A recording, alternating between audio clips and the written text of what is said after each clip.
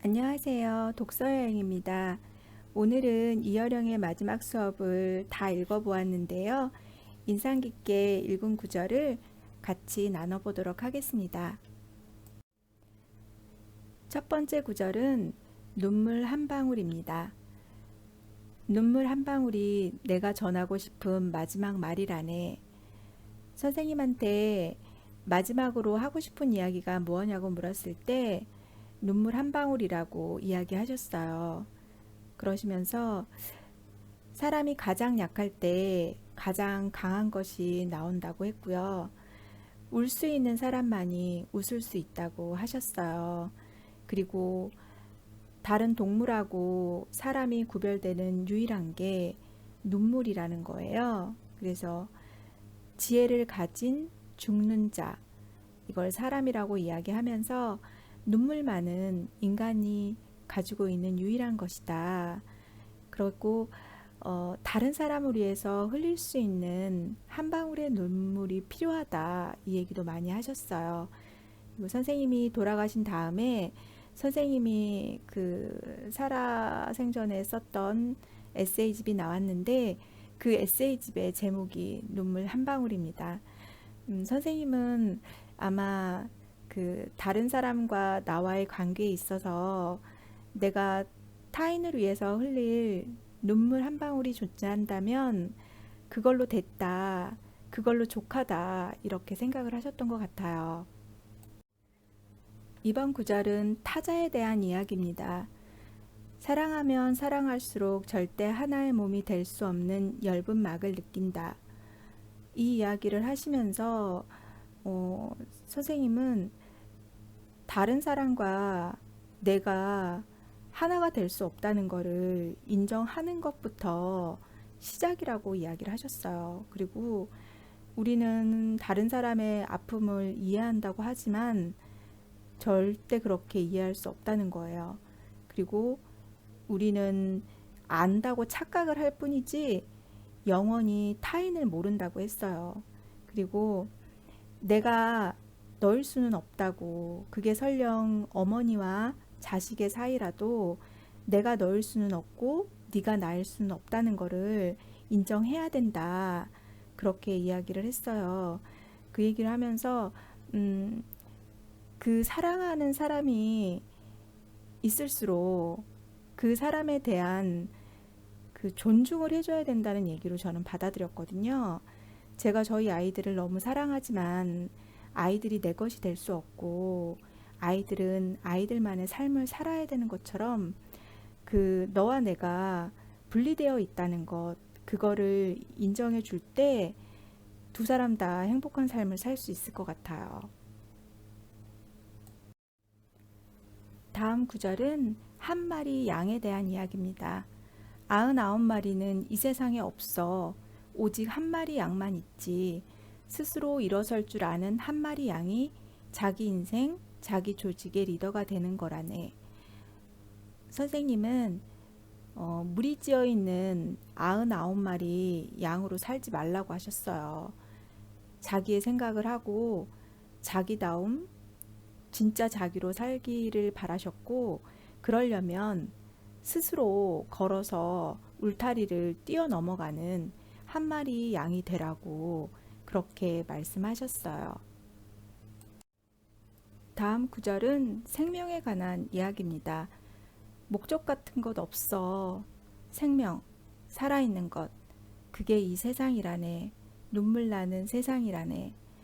인생의 목적을 물어봤을 때 인생은 목적 같은 거 없어. 그냥 살아있는 것. 현재 사는 것. 그게 바로 세상이라고 하셨고 인생이라고 하셨습니다. 다음 구절은 가장 아쉬웠던 게 뭐냐고 물었을 때 선생님이 한 이야기입니다. 가장 아쉬운 게 뭔 줄 아나? 살아있을 때 그 말을 해줄 걸 이야. 그때 미안하다고 할 걸, 그때 고맙다고 할 걸, 이런 말씀을 하셨어요. 왜 우리나라에서는 생일을 땡겨서는 하지만 뒤로 밀어서는 하지 않는다고 하잖아요. 아마 그래서 그런 것 같아요.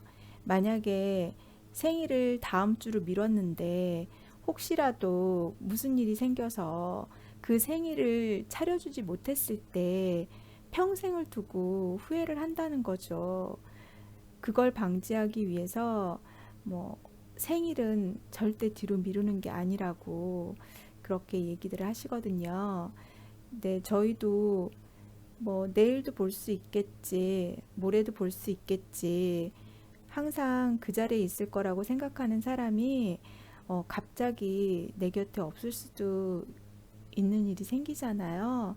그렇기 때문에 지금 할 수 있을 때 용서해 줄 수 있고 미안하다고 해줄 수 있고 감사를 표현할 수 있을 때 그때그때 생각날 때 쑥스럽더라도 꼭 한번 실천에 옮겨봐야 될 것 같습니다. 다음 구절은 제가 이 책에서 생각하는 핵심 구절입니다. 그러니 그의 유언이 유서로 기록되는 이 책이 엄격한 문자가 아니라 독자들의 삶에 찰랑이는 비유의 말로 남기를 바란다고. 흔히 말하는 케이스 바이 케이스의 문법으로 99마리가 아닌 한 마리의 양인 채로 나와 당신의 삶이 교제하길 원했다. 어, 선생님이 이 책에서 독자들한테 바랬던 거는 바로 이런 것 같아요. 한 마리 양으로 살아라. 너의 삶을 살아라. 따라가지 말아라. 무턱대고 받아들이지 말아라. 생각하고 곱씹어 보고 질문하고 살아라. 이 얘기를 하시면서 이 책을 그냥 모든 사람이 교과서처럼 똑같이 받아들이지 말고 각각의 사람이 처해 있는 환경과 상황에 따라서 그 사람에게 맞게 이 책이 녹아내리길 원한다. 그렇게 말씀하시는 것 같아서 저는 이 구절을 이 책의 핵심 구절로 뽑았습니다. 마지막 구절은 삶과 죽음에 대한 중심에 대한 이야기입니다. 촛불과 파도 앞에 서면 항상 삶과 죽음을 기억하게나 살아서는 그곳에 닿을 수 없네. 수직의 중심점이 생이고 수평의 중심점이 죽음이라는 것을. 선생님은 촛불을 보면서 끝없이 위로 불타오르려고 한다고 했어요. 하지만 이 끝없이 위로 불타오르고는 있지만 그 가운데 중심점에 맞춰서 불타오르고 있다는 거죠. 이것은 바로 생이라고 하셨어요. 그리고 파도는 대신 솟았다가도 끝없이 바닥으로 떨어지면서 수평을 이루려고 한다는 거예요. 그 하나는 잠잠해지려고 하고 하나는 올라가려고 한다는 거예요. 이 올라가는 촛불이 생이고 그 평평해진 수평을 이룬 파도가 죽음이라는 겁니다. 그래서 그 아주 가까이에 있는 예를 들어 주셨어요. 촛불과 파도를 볼 때마다 살아있는 것과 죽음을 항상 기억하라고. 메멘토 모리, 죽음을 기억하라. 잊지 말고 항상 언제든 죽음을 받아들일 준비를 하면서 살아라. 이렇게 받아들이시면 좋을 것 같습니다. 책을 다 읽고 났더니 이어령 선생님이 우리한테 들려주고 싶었던 이야기는 깨어서 질문하면서 개성을 가지고 노력하면서 살아라. 이 얘기를 하시고 싶었던 것 같습니다. 그리고 책을 읽기 전에는 3 키워드가 삶과 죽음, 지혜의 선물, 아름다운 답 이렇게 되었었는데요. 책을 읽고 난 다음에는 자기다움, 눈물 한 방울, 사이 이렇게 바뀌었어요.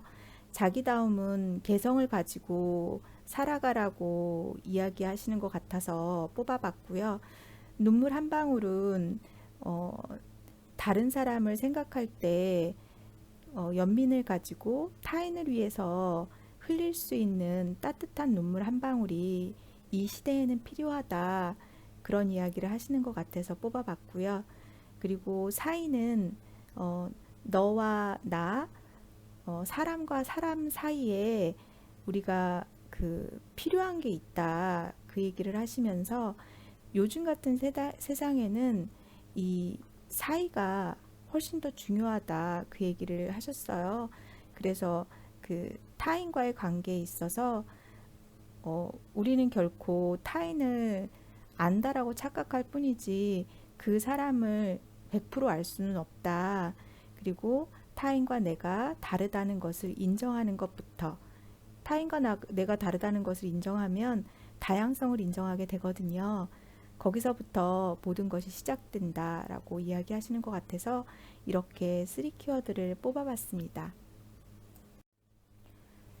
책을 읽기 전에는 왜 선생님이 소설가가 아니라 기자한테 이 책을 집필할 수 있게 하셨을까 상당히 의아했었는데요. 책을 읽어 볼수록 이 우리 김지수 작가님이 정말 탁월한 인터뷰어다라는 생각이 들었고요. 선생님이 하시고 싶은 이야기를 정말 제대로 된 질문을 하셨어요. 질문을 잘 해야지 답을 잘 얻을 수가 있잖아요.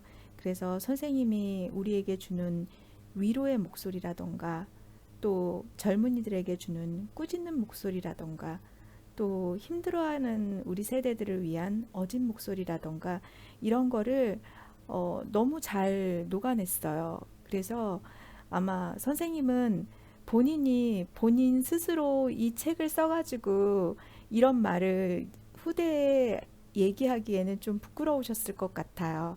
한데 김지수라는 작가를 통해서 본인의 이야기를 3인칭으로 전달할 수 있었던 것이 선생님한테는 정말 큰 행운이었을 것 같고요. 김지수 작가한테는 더할 수 없는 영광의 시간이었을 것 같다는 생각을 했습니다. 그리고 선생님을 만나 뵙고 직접 그 이야기를 들을 수 있어서 저는 김지수 작가가 좀 부럽더라고요. 그리고 그전에는 이 김지수 작가가 있는지도 몰랐었는데 김지수 작가가 쓴 다른 책도 한번 읽어보고 싶다라는 생각이 들었고 문체도 너무 좋고요. 그 너무 길지 않고 저기 적당하게 적당한 길이로 적당히 아름답게 포장해서 쓸 수 있는 정말 그 깔끔한 문체를 소지하신 분인 것 같다는 생각이 들어요. 그래서 선생님이 김지수 작가를 선택한 거는 정말 잘한 선택이었던 것 같습니다. 지금까지 시청해 주셔서 감사합니다.